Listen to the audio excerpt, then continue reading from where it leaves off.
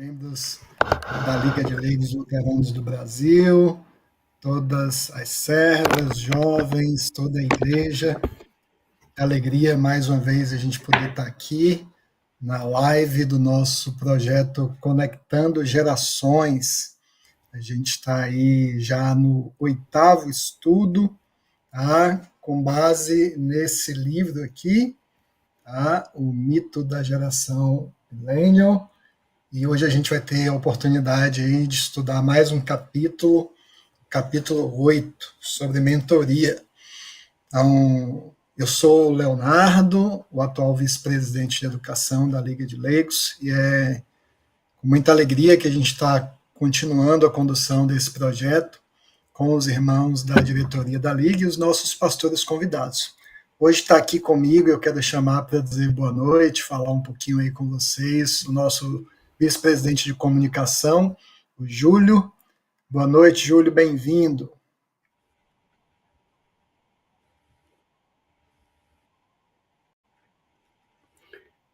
Boa noite a todos, sejam todos bem-vindos. Estamos aqui direto de Florianópolis, então, Nel da Bahia, nós aqui do Sul, sejam todos bem-vindos. Vamos.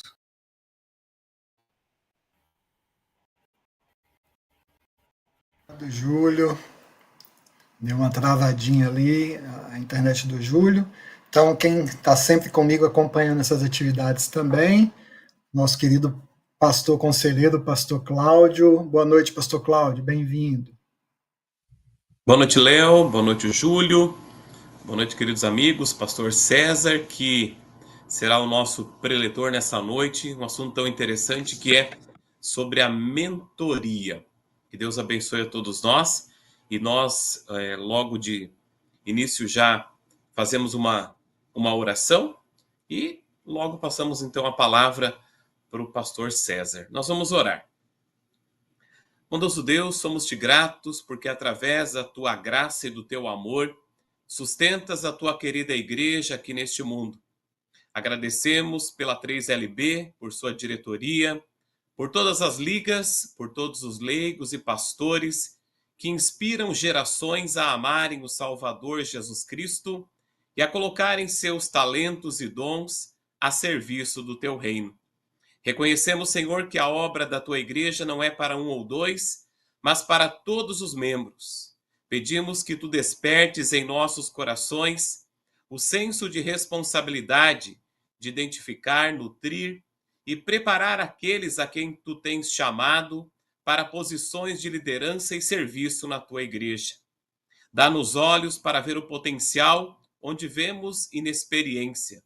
Dá-nos paciência para investir tempo, sabedoria para compartilhar conhecimento e humildade para admitir nossas próprias falhas, transformando-as em lições valiosas. Que os atuais líderes não guardem seus dons ou conhecimentos para si, mas que os derramem generosamente sobre a próxima geração, seguindo o exemplo de Cristo e de apóstolos como Paulo, que discipulou Timóteo. Abençoe, Senhor, esta nossa live, de maneira muito especial, o pastor César, que compartilhará a sua experiência, seus conhecimentos e seu exemplo de fé, vida e amor por ti. Nós oramos em nome e por amor do teu Filho Jesus Cristo, o nosso Salvador. Amém. Pastor César, direto do Rio de Janeiro, hoje só temos pessoas da praia, né? Não sei se onde o pastor César está tem praia, mas é perto da praia? Não é perto da praia. É nas montanhas do Rio, na verdade. Nas montanhas, que bom. Pastor César, seja muito bem-vindo, é uma alegria para nós da 3LB tê-lo aqui conosco. E esse assunto de hoje, não desmerecendo nenhum dos outros capítulos que a gente estudou, todos muito interessantes, mas especial esse assunto sobre a mentoria. Então, a palavra é sua, que Deus te abençoe, e também todos aqueles que nos acompanham aí podem colocar suas perguntas, especialmente colocando lá no chat a cidade que vocês estão acompanhando essa live nesta noite. Que Deus te abençoe, pastor César. A palavra é sua. Amém.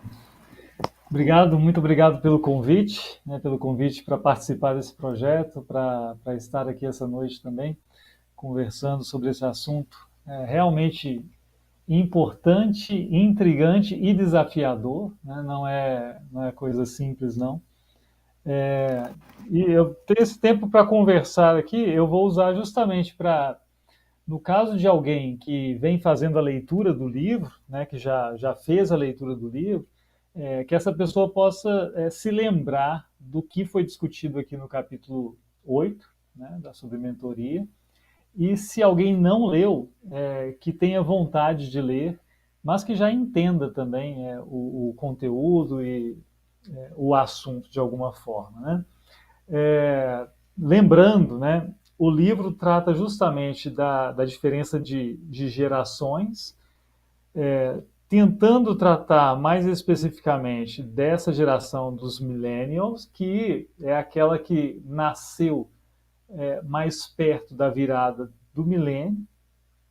Existe alguma diferença, né? Deixa eu só marcar o meu tempo aqui para não me delongar demais, mas é porque às vezes a gente fica querendo fazer uns comentários a mais, mas de qualquer forma precisa ter um mínimo de controle do tempo, né? Não importa de que geração a gente seja. Mas essa divisão de gerações, é claro que ela é artificial, né? Ela é baseada na experiência que essas gerações vão tendo nessas últimas divisões, inclusive com a tecnologia, né? Isso é muito importante. Existem gerações mais recentes que nasceram já, né, com 2 anos de idade usando um tablet, usando uma tela sensível, né? Coisa que a minha geração teve que aprender. Eu acho que a geração de todo mundo que está aqui teve que aprender a usar uma tela sensível, né? E no começo parecia uma coisa muito impressionante, né? Depois a gente já até esquece que há 20 anos a gente não tinha isso. Mas tem gente nascendo já com isso, tem gente nascendo já no tempo da inteligência artificial. E isso faz muita diferença entre as gerações, né? Então, tem tudo a ver com isso e com o pessoal do marketing. Mas as diferenças entre gerações, elas existem há muito tempo. Elas são notadas há muito tempo. Coincidentemente, eu estava lendo hoje, enquanto esperava minha filha na dentista, um ensaio do George Orwell, que é aquele autor da Revolução dos Bichos, 1984, mas esse é um ensaio dele sobre literatura de língua inglesa, e ele comenta em dada passagem assim, ele escreve isso em 1940, e diz assim, olha, na minha geração, lá em 1920, né, um pouco antes, os adolescentes liam, amavam, decoravam e declamavam para si mesmos nos seus quartos tais poemas, tal tipo de poema. Hoje, né, 20 anos depois, 1940, eu tenho certeza, ele diz, que os adolescentes de hoje não fazem isso com esse tipo de poema. Esse tipo de poema não fala mais para eles como falava para a minha geração. Então, veja, ele está falando de diferenças geracionais lá na primeira metade do século XX, e isso sendo sentido no consumo de um produto cultural que era literatura. Se a gente for pensar nisso hoje, né, na geração de hoje, que jovem hoje que declama para si poema publicado por um autor num livro, né? As coisas vão mudando mesmo, não tem jeito, mas ainda temos, né, gente viva que viveu uma geração em que se escrevia poema. As pessoas, minha avó tinha um caderno de poemas, né? Eu conheci pessoas mais novas que minha avó também, mas as coisas vão mudando, né? E essas divisões, elas são fruto de uma observação de algo real. Não esperemos que quem nasceu em 1990 seja igual quem nasceu em 1960, que seja igual quem nasceu no ano 2000 já. Isso é bom pensar também, né? O livro é mais sobre os millennials, mas a gente já tem na igreja gente que nasceu depois dessa geração e gente já alcançando a possibilidade de liderar na igreja. Gente que nem é millennial mais, mas já está aí envolvido. As coisas são mais complexas, né? Mas também há uma variação, eu acho que é preciso a gente considerar, de local a local. Né? A forma como as gerações se relacionam também varia geograficamente. Isso é de uma forma numa grande cidade. Pode ser de outra forma no campo, numa cidade com mais presença do meio rural ali na vida da cidade, né? Depende do tipo de trabalho, de ocupação das pessoas, a experiência vai mudando. Mas o que nós vamos conversar hoje vale para todo tipo de contexto, e eu vou dizer que vale para todo tipo de diferença de geração. O que vai variar é como lidar com as dificuldades, os desafios específicos de cada lugar e também de cada diferença que nós temos entre essas gerações. O assunto é mentoria. Eu começo lembrando, até para explicar o que a gente quer dizer com mentoria, eu começo lembrando que todos nós vivemos relações que trazem influência ou que realizam influência. Nós somos influenciados e nós influenciamos outras pessoas o dia todo, né? Ou todos os dias, quando nós saímos de casa, nos encontramos com alguém na rua, conversamos por 5 minutos, uma espera de qualquer coisa, há uma possível troca de influência, né? No supermercado, né? E os mais jovens têm essa troca de influência às vezes jogando um jogo online, por exemplo. Isso acontece. Mas mentoria tem tudo a ver com influência, contudo vai além dessa influência ocasional. Quando a gente fala de mentoria, a gente está falando de uma influência direcionada, mais intencional. Nós separamos ou cuidamos de um relacionamento para que haja essa caminhada e essa caminhada com influência. Não é algo que simplesmente acontece. Né? E aí nós temos sim uma relação de mentoria. Pessoas que querem ajudar outras pessoas na sua caminhada, na sua vida, e pessoas, isso é muito importante, que querem ser ajudadas, orientadas, acompanhadas. E isso vai ser um desafio para a gente. A primeira pergunta que eu coloco é justamente se nós compararmos o nosso tempo agora, né, todos nós que estamos vivos, podemos dizer este é o nosso tempo, né, 2025. Se nós compararmos o que acontece hoje, as pessoas de hoje, com como as pessoas viviam na década de 60, 70, as pessoas hoje estão mais ou menos abertas a esse tipo de relacionamento, a esse tipo de mentoria, de caminhada compartilhada para crescimento. Eu vou dizer que me parece que nós não estamos num tempo muito favorável a isso, porque nós vivemos uma individualização exacerbada, aquela regra do eu faço o que eu quero, e eu faço o que eu quero, eu não quero ter alguém opinando muito sobre o que eu faço. Eu não quero combinar muita coisa. Eu quero uma suposta pura liberdade. Né? É o mais normal. E isso já me faz dizer assim, né? Não nos entusiasmemos tanto assim com a ideia de que eu quero ser mentor de alguém, isso vai acontecer o tempo todo. Precisa ter alguém que queira ser mentorado. Mas, mais uma pergunta, né? Quem que os jovens de hoje, eu não estou pensando nem nos millennials tanto assim, porque na divisão que se faz, a minha esposa, por exemplo, nasceu em 1984, ela seria millennial, mas ela já tem 40 anos, né? Já tem 41 anos, então não é uma jovem. Mas quem nasceu mais perto da virada do milênio e é um jovem, né? Quem são os mentores dessas pessoas em geral? São pessoas que estão perto, que estão ali na família, na escola, no trabalho que elas começam a seguir, são pessoas que estão na igreja, ou em geral não.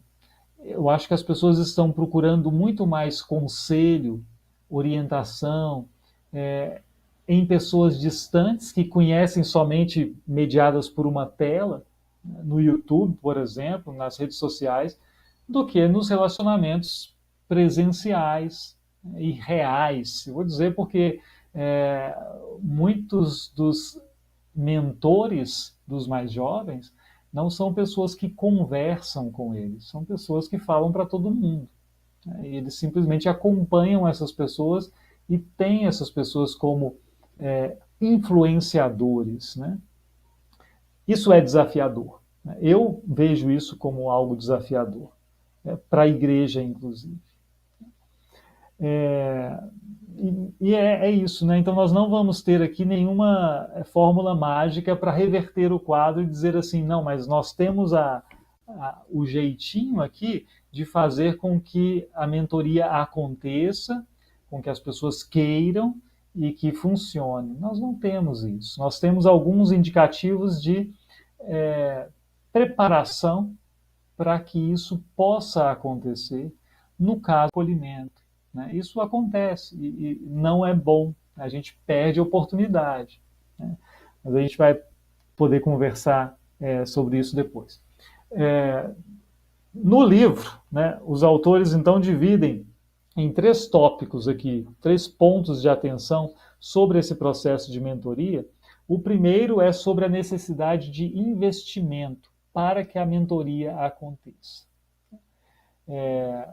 Como eu disse, né, é algo intencional e é algo que requer, e agora eu digo, investimento. Investimento de tempo, de talento e de recursos materiais. De tempo, porque os nossos relacionamentos, isso é muito interessante, né? Eles não acontecem, ou eles não nos colocam frequentemente em interação, se nós não tiramos um tempo para isso. Era diferente há algum tempo, quando as pessoas, por exemplo, trabalhavam num sistema mais de manufatura, mais simples, no artesanato, né, ou na lida do campo, e por isso eu digo, né, que faz diferença o tipo de ocupação que as pessoas têm na região, porque se você trabalha com a sua família plantando alguma coisa, ou cuidando do gado, você está em convívio com a sua família durante o dia. O seu pai está ali te orientando, te passando a experiência de como trabalhar, e no meio disso, ele vai te passando experiência também de como viver. O seu pai, o seu tio, ou que não seja um parente, mas um patrão ali, ou um funcionário mais velho, né? As pessoas convivem. Então, de modo que podem conversar muito mais ao longo do período do dia como um todo, né? Nós não vivemos assim mais, em geral, em muitos lugares, na maior parte dos contextos, então nós precisamos investir tempo para sermos boas influências para as pessoas mais jovens. E precisamos investir tempo, no caso dos mais jovens, para termos boas conversas com pessoas mais velhas. Não vai acontecer naturalmente, né, no fluxo da vida. A ideia que os autores trazem aqui é, olha, não precisa ser algo, se a vida está muito corrida, assim, marcamos um horário na igreja para conversar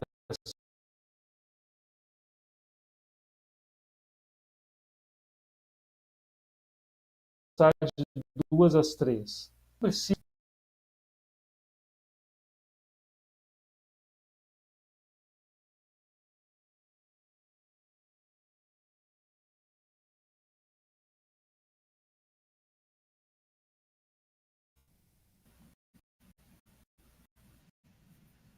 Voltou?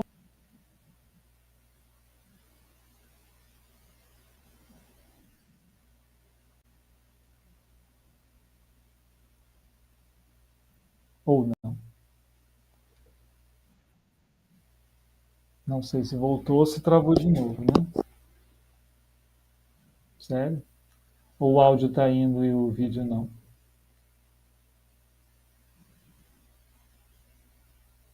Aqui diz que está conectado, mas eu vejo que tá lento o vídeo mesmo.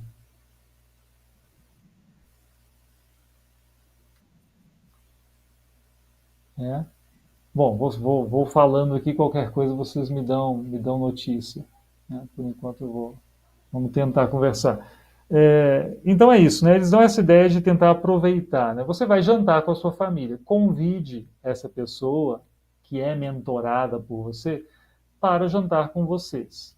Essa é uma ideia, né? De aproveitar o ritmo da vida e fazer com que nos momentos oportunos, mesmo que não seja algo exclusivamente criado, um momento exclusivamente preparado para isso. Né?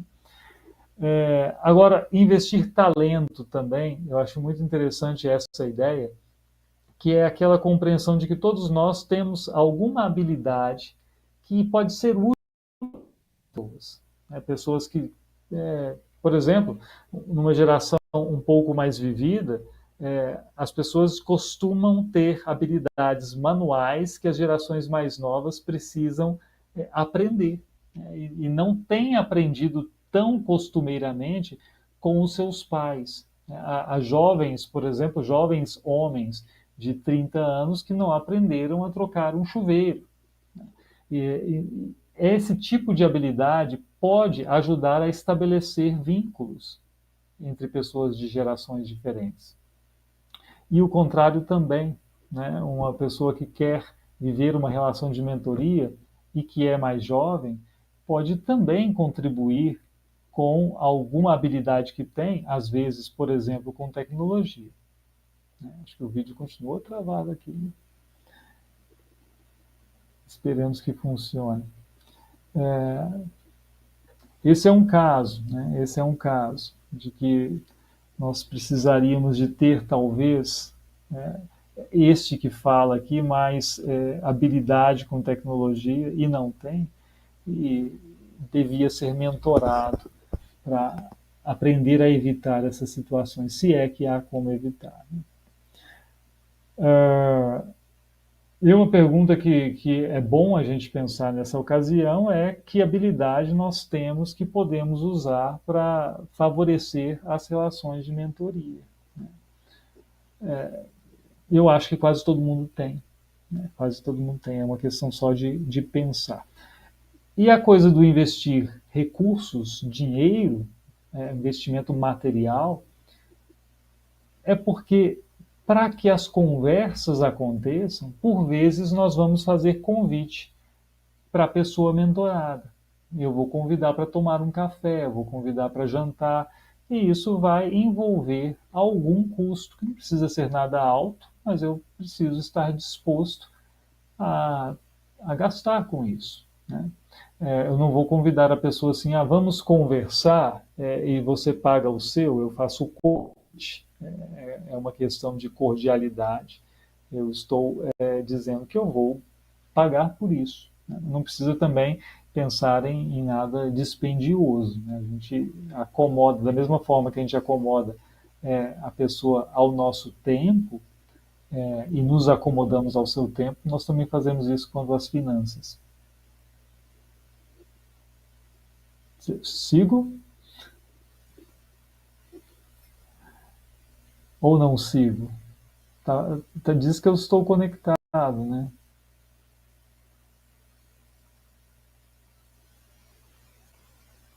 Vou. Sim, eu te escuto perfeitamente.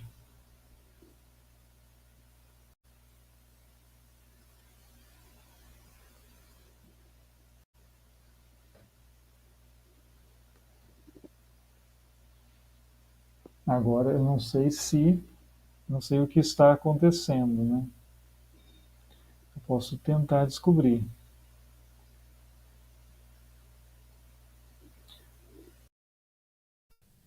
temos mais dois assuntos breves aqui, na verdade. Ouço?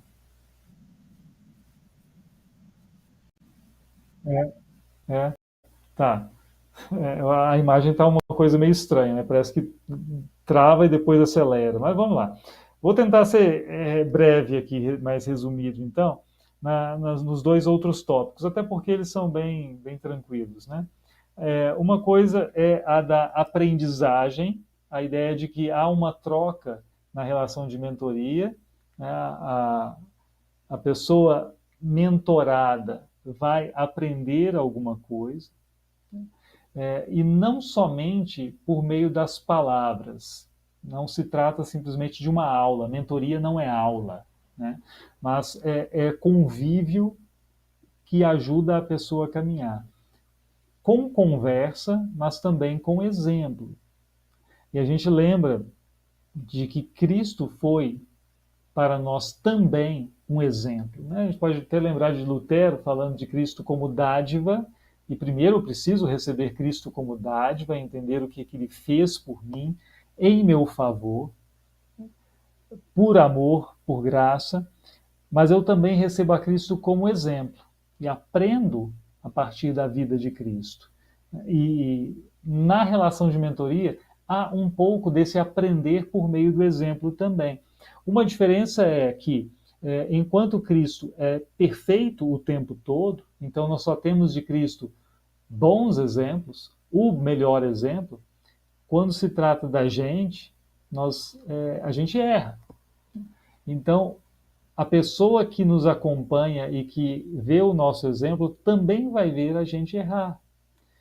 E nessas ocasiões, os autores trabalham aqui isso muito bem, é preciso que nós saibamos pedir perdão, reconhecer o erro. Não criar aquela ideia, já que eu sou uma influência, eu preciso sempre fingir ser perfeito, isso não vai funcionar. Não vai mesmo funcionar.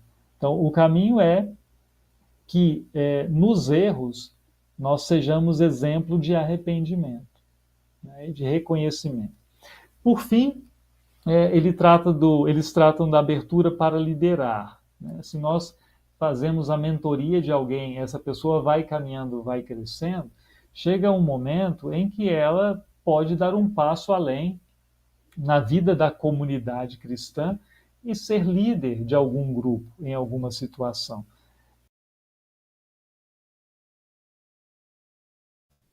Pessoa também, mas há passos importantes para isso. Quando se percebe que a pessoa tem uma vocação, um jeito para liderança, os caminhos sugeridos aqui são, né, conectar os mais novos a um mentor, de fato, para que essa pessoa possa aprender. Também preparar essa pessoa para a liderança, e aí de forma mais direcionada, né, algo mais formal, um treinamento, uma preparação para a liderança. E, por fim, permitir que essa pessoa experimente a liderança e cometa erros nesse processo, né? Reconhecendo que faz parte da formação o errar também. Essa experiência é muito importante, né? Eu acho que todo mundo entende que, como a nossa vida não é perene nessa terra, nós precisamos dessas transições de liderança. Mas isso gera para a gente alguma insegurança, né? E precisamos lidar com essa insegurança e precisamos entender, né? Nós não temos e não vamos ter tudo nas mãos. E quando tentamos ter o controle absoluto de tudo, as coisas não vão bem, não vem mesmo. Por fim, né, chegamos a uma tentativa de conclusão aqui, e aqui eu acrescento até algo um pouco pessoal. Eu observo, inicialmente, né, que mentorar alguém não é fazer essa pessoa pensar igualzinho a gente pensa. Não é fazer dessa pessoa uma cópia de nós mesmos. É reconhecer que há diferenças por causa de por ser outra geração, há diferença por ser outra pessoa, e mesmo assim nós somos influência para essa pessoa. Isso dificultar o relacionamento, a abertura para pessoas mais novas, mas fazer com que a gente caminhe melhor. Os mais novos, por sua vez, vão saber que devem ir com calma também. Não é porque eu sou mais novo, né, pensando em quem é realmente mais novo, que vai se aventurar em inovações mirabolantes. Respeita essa diferença de geração e respeita a seriedade daquilo que se faz na igreja, contribuindo com aquilo que tem para contribuir também. Acontecer um diálogo, né? E em um diálogo, diferente do que acontece no monólogo, os dois lados crescem, os dois lados caminham juntos, os dois lados aprendem. Nesse processo de pensar o livro, de pensar a mentoria e tudo mais, eu me lembrei de uma música cristã muito conhecida, eu acho que é da década de 80, 90, que é Abismo das Gerações, do Guilherme Kerr, mas que foi cantada pelo João Alexandre, conhecida na sua voz. E é um diálogo entre um pai e um filho, pessoas de gerações diferentes, e mostrando o desacerto, né? O jeito de falar é diferente, o jeito de ver a vida é diferente. E aí, no coro, diz assim, né? Por isso Deus tem que ser para nós ponto de encontro, uma mesma voz, que nos converte um ao outro e nos traz a paz. Eu acho que aí está uma pista de qual deve ser o nosso caminho. Na igreja também. Para que os relacionamentos, inclusive para que a mentoria aconteça de forma saudável, é reconhecer que nós temos um ponto de convergência que é Cristo Jesus. Nós olhamos para Cristo, todos nós, não importa qual a geração. E a nossa meta é a mesma, é essa participação na missão de Deus, é a causa de Cristo, não é outra coisa. E se é assim, nós temos todos o olhar direcionado para o mesmo ponto. E seguimos então caminhando juntos, embora tenhamos estilos diferentes, embora lidemos de formas diferentes com as situações. Está, né? Tendo a mesma meta, nós podemos conversar com linguagens às vezes diferentes, mas todos caminhando, todos precisando do perdão de Cristo, todos recorrendo à misericórdia revelada na cruz, né? E todos como um mesmo corpo. Né?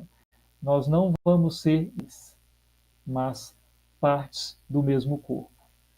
Com isso em mente, eu acho que nós vamos ver o outro, por mais diferente que seja a sua geração, como um colaborador e não como um rival, não como alguém que quer fazer a coisa diferente, mas como alguém que quer contribuir para o mesmo propósito. Afinal de contas, a igreja é isso, né? A comunhão dos santos, essa comunidade que caminha juntos e que não tem egos em disputa, mas pessoas, irmãos que convivem e que querem o bem uns dos outros. Essa disposição para caminhar em comunhão com respeito mútuo, com o foco correto, que é Cristo, e a missão de Deus eu acho que é o fundamento para qualquer relacionamento entre pessoas de gerações diferentes, inclusive para que a gente possa pensar em haver mentoria. Sem isso, a coisa vai ser artificial. Talvez nós vamos tentar impor, vamos criar um projeto. Aliás, esse é um tema do capítulo também. Aliás, é um tema do livro, né? Às vezes a igreja cria projetos, né? E essa nova geração não se envolve tanto em alguns projetos, justamente porque pensa diferente. E não vai funcionar. Nós podemos criar uma bela de uma sigla, um cartaz, um material e dizer assim, agora vai ser esse projeto, vamos estabelecer isso, você vai conversar com tal pessoa, ele vai ser o seu mentor, esse vai ser o seu. A agenda pode ser cumprida se for obrigatória por algum meio, mas não vai produzir resultado que a verdadeira mentoria é conquistada com confiança, com uma construção mais lenta e autêntica, a gente tem. Eu acho que é por aí. eu entendo que nós temos aqui um material bom para a gente trabalhar essas questões nas nossas congregações e nas nossas vidas, né? Eu acho que os leigos mais vividos precisam pensar um pouco nisso, pensar em se disponibilizar, em não se ausentar. Mas aí a gente conversa, né? Talvez eu esteja pensando sozinho alguma coisa. Parece que a minha imagem voltou a se mover aqui, né? Isso é bom. Mas eu passo a palavra para os colegas para poderem dizer se estamos ao vivo mesmo, se está funcionando ou não. Muito bem, pastor César. Estamos ao vivo, sim, estamos funcionando. Travou um pouquinho aí, mas o pessoal conseguiu acompanhar e parece estar gostando muito aqui. Tem comentários, perguntas para a gente interagir.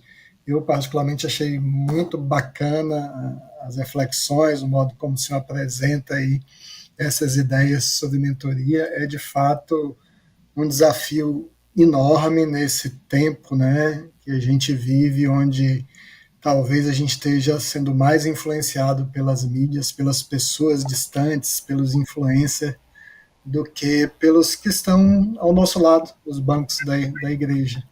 E a gente tem, de fato, dificuldade de se dispor, né, a fazer isso. É um desafio grande, quando o senhor especialmente coloca isso, né?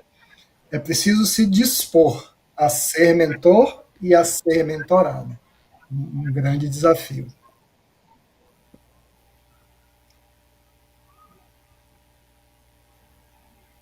Deixa eu dar boa noite aqui então para o Jefferson Lima, o nosso presidente, está aí no chat e vou traduzir aqui, pastor, a pergunta dele. Ele coloca aqui parabéns pelo estudo e pelas reflexões e pergunta por que temos tantas dificuldades em perceber e aceitar que somos e podemos ser mentores, seja na igreja, na família ou na sociedade. Pois é. Porque assim, eu percebo assim, eu vou fazer uma observação bem prática, assim, o que eu vejo na vida da igreja às vezes, né? Nós estamos ocupados, esse é um ponto, né? Nós estamos ocupados. O pastor está ocupado antes do culto com as coisas do culto. Ele está ocupado com alguma conversa específica depois do culto. Ele está ocupado porque ele tem uma visita daqui a pouco. Os irmãos leigos, eles estão ocupados muitas vezes com a sua família, com cuidado com a sua família durante o culto, com o filho, quando tem filho mais novo, com um amigo, às vezes, específico da congregação até. Nós temos focos de ocupação mesmo, de preocupação em coisas reais que a gente tem que cuidar. Isso, às vezes, impede a gente de olhar para o lado. Né? Então, é muito bonito ver uma família unida. Eu acho maravilhoso isso. Mas isso não pode tirar do leigo que ele está, do homem que está na igreja, a necessidade que ele tem também, não deixando de dar atenção para sua família, de ver aquele jovem que está sozinho na igreja às vezes, e chegando para a igreja sozinho e se aproximando lá, precisando de alguém para conversar.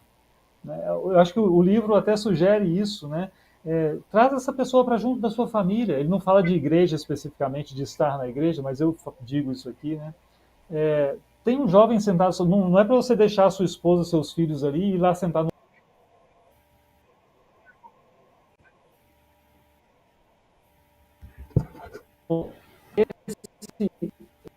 Esse deixar de olhar só para a sua tarefa, para aquilo que eu fazer, olhar para aquilo que você tem oportunidade de fazer, né? Aquilo que você tem a possibilidade de fazer para contribuir com outras pessoas também. Acho que isso a gente precisa.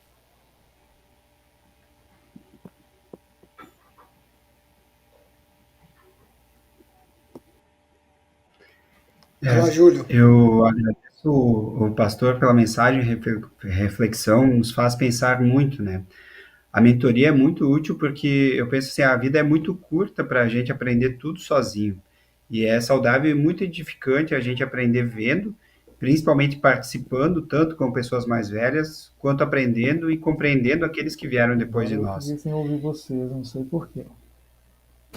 E a gente aprende muito, temos que pensar de quem e para quem a gente está influenciando, e isso que é o fantástico da vida, né? Que Deus nos proporciona, né? E eu penso assim que a gente consegue trabalhar a mentoria tanto, né, na nossa casa, no nosso lar, né, no trabalho, mas na nossa igreja, mas a gente tem que ter uma boa carga também de observação daqueles que podem nos influenciar e ver quais as boas influências, né? Então, até eu estava vendo aqui a Fúvia Rocha também, ela falou assim: excelentes elaborações conclusivas, pastor. Penso que a mentoria necessita ser pensada como uma parceria de aprendizagem. Estamos conscientes de que sempre temos algo a ensinar e aprender, a partir de experiências distintas.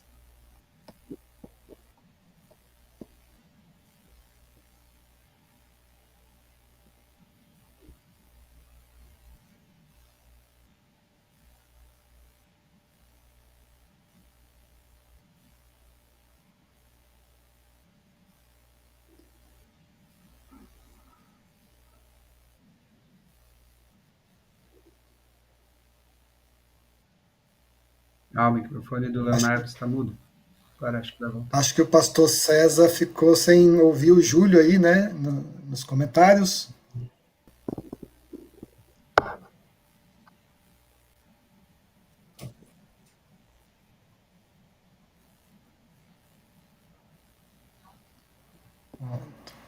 Acho que voltou agora. Pastor César, o Júlio fez alguns comentários também e leu mais um comentário aqui do chat. Mas vou deixar o pastor Cláudio comentar também, enquanto o senhor vai tentando acompanhar. Vale muito uma leitura de todos que nos acompanham. É importante a gente realmente investir, escolher. Claro que as pessoas precisam querer ser mentoradas, mas ali dentro da igreja a gente tem muita oportunidade, através do nosso exemplo. E o que me chama muita atenção, fala no livro, né, no contexto americano, quando eu morei nos Estados Unidos, eu sentia muito isso daí. Então, a maneira informal, como a informalidade, ela é importante na igreja também, os momentos de comunhão, assim, não aquela coisa, como o senhor falou, na questão da escola, né, de sentar, no, mentorar dentro de uma sala de aula, mas assim, quando a gente estiver num café, um almoço, um chá, em qualquer momento, numa visita, né, num passeio, a gente tem a oportunidade aí de mentorar alguém, ensinar e também aprender muita coisa. Obrigado, pastor.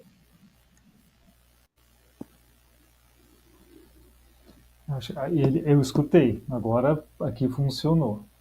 Acho que agora foi. Eu acho que é isso, né? É essa vontade que eu acho que a gente tem que ter. E várias congregações têm isso, mas nem sempre a gente encontra isso nas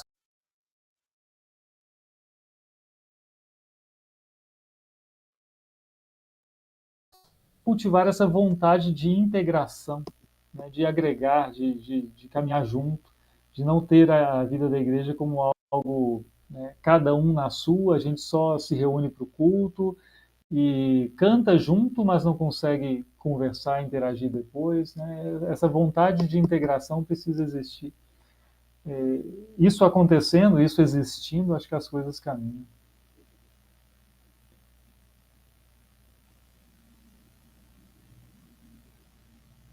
Bacana. Deixa eu mandar um abraço aqui, então, também Sim, para o vocês me pessoal que está escutam? nos assistindo aí. Lá de Duque Vou de fazer uma coisa, vou Caxias. tentar fazer uma, ver se consigo melhorar isso um pouquinho. Não sei se vai funcionar, mas vou tentar.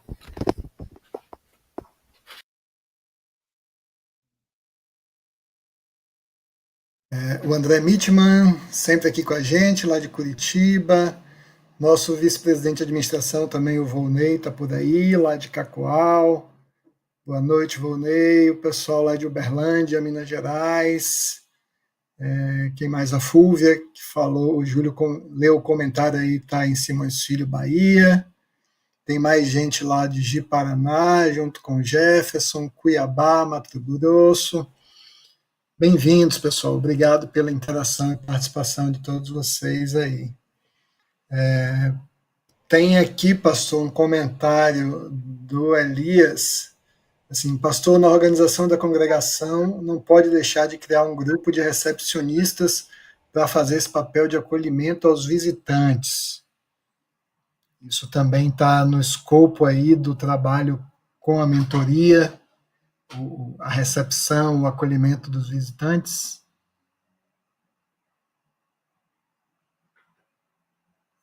Eu acho que travou de novo, pastor César. Travou. Dificuldades das tecnologias, né, meus irmãos? É comum. Choveu, o pastor César avisou, ele estava sem internet pouco antes de começar a nossa live, choveu muito lá onde ele está hoje. Aí a internet voltou, ele conseguiu conectar, mas está tendo um pouco de dificuldade e travando.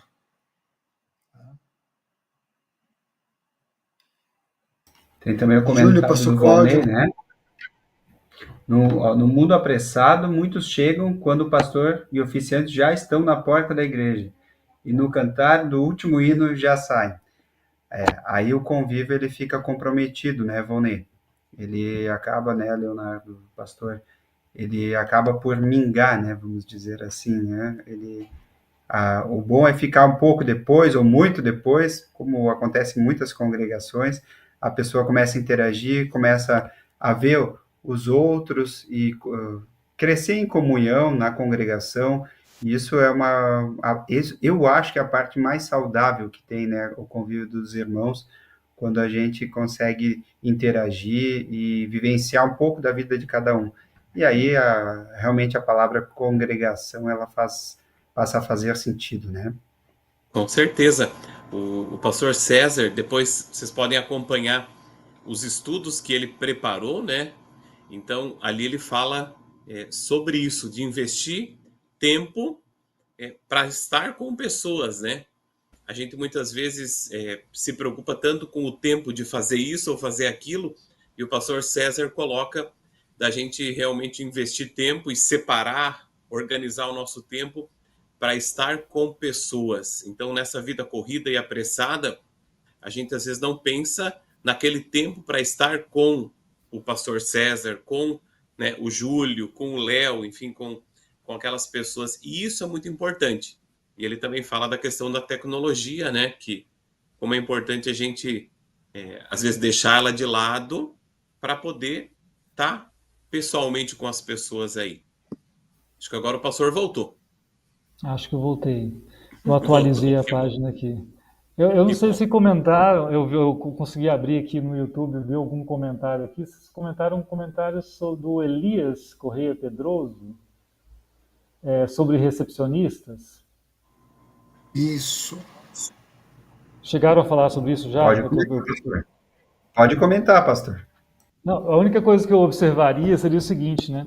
É muito bom ter recepcionistas na igreja, mas não pode, de forma alguma, ficar subentendido para os outros membros o seguinte: os recepcionistas já cuidam do acolhimento e você cuida só da sua família e olha para frente. Não, não pode ser assim.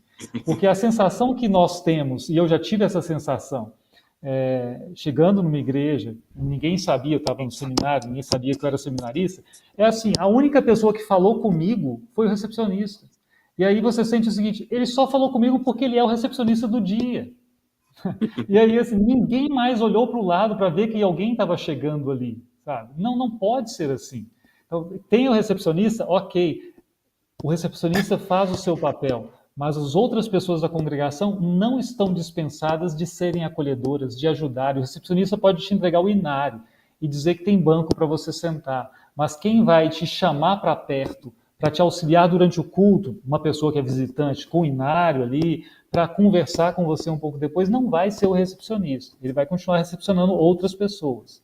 Então, cuidado. É bom que tenha, mas tem o seu lugar, não é para as pessoas pensarem, isso está resolvido. Não, não pode ser assim.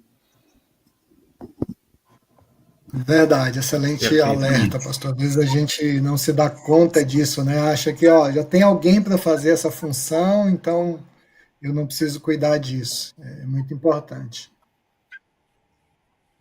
Aqueles 5 minutinhos, né, os 2 minutinhos logo depois, né, eles fazem toda a influência.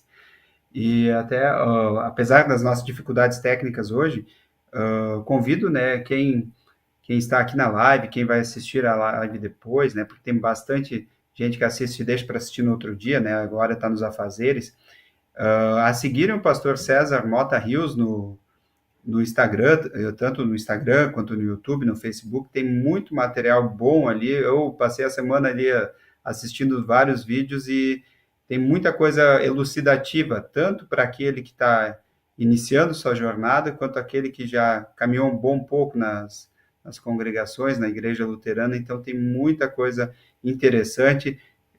Ele dissipa várias polêmicas ali ao redor de muitos assuntos diferentes. Vale a pena vocês acessarem ali. É um material riquíssimo e que engrandece, e ele é muito educativo. Pastor Pastor César foi o César, nosso palestrante, né? No último congresso, no penúltimo congresso de leigos, né? Quando foi lá em Curitiba, tive a oportunidade de, pela primeira vez, vê-lo pessoalmente, conhecer ali também através dessa palestra. A dona Leonilva Mittman, ela fala sobre acolhimento, né, em comunidades pequenas. Ela sentiu-se melhor acolhida do que numa comunidade grande. E eu acredito que isso não pode acontecer, né? Que as comunidades, talvez pequena, porque as pessoas se conhecem, e eu acho que esse é o trabalho nas comunidades grandes, da gente fazer o pessoal se conhecer também. Às vezes o único contato que as pessoas têm na igreja é o pastor, e não deveria ser o pastor somente, né? A pessoa só conhece o pastor na comunidade. Então, voltando àquilo que a gente falou sobre os momentos de comunhão, então a gente precisa ter mais momentos informais na igreja para fazer as pessoas se conhecerem. Algum tempo, no mês de setembro, veio uma moça do Canadá, o Júlio, que é membro da congregação. Essa moça veio na igreja, já fala bem português, e ali no final do culto dei um pouco de atenção para ela e coloquei ela em contato com uma professora de inglês que é da nossa comunidade.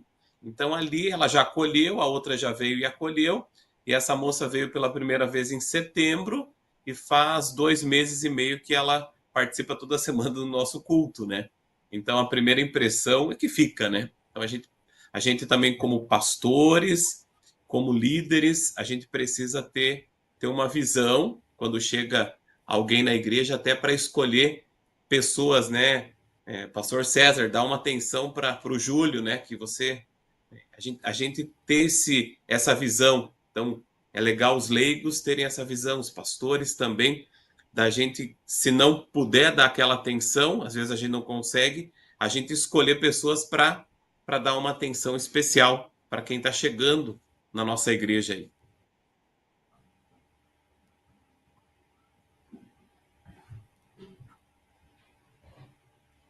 Importantíssimo.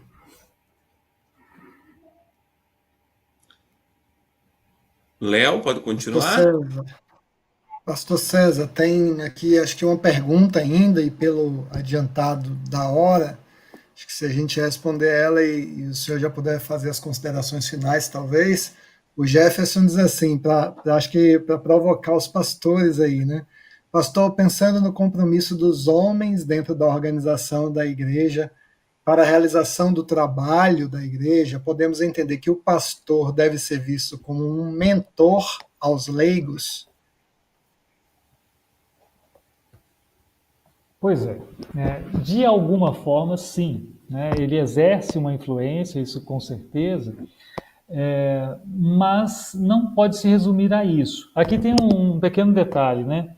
O pastor seria um mentor para os leigos de que maneira? O pastor fala para os leigos do púlpito, nos cultos, ele fala no estudo de uma reunião dos leigos, por exemplo, ele fala nos materiais, no vídeo que ele manda para a congregação inteira, de diversas formas, mas quando a gente está falando de mentoria, a gente está falando de algo direcionado, e é um relacionamento mais pessoa a pessoa. Então seria o caso, o leigo tem conversado com o seu pastor, e eu nem falo só de leigo, às vezes não é tão comum que alguém queira conversar com o seu pastor frequentemente. Eu sou pastor de uma pequena congregação, tem algumas pessoas, eu talvez diga 2 pessoas, que conversam comigo sistematicamente, que todos os meses se sentam para conversar comigo sobre a vida, e isso é mentoria, isso é direção espiritual, a gente pode falar, mas isso é raro. Geralmente as pessoas procuram um pastor num momento de crise. Agora eu vou conversar com o pastor porque eu estou passando uma crise. Isso não é mentoria. Isso é um aconselhamento, é necessário, é muito bom. Mas eu diria para os leigos assim, conversem mais com o seu pastor. Conversem mais com o pastor. Se não, isso é outro tipo de relacionamento. É bom e tudo mais, faz parte da nossa caminhada cristã, mas a mentoria precisa de um pouco mais de vínculo. Precisa de constância também.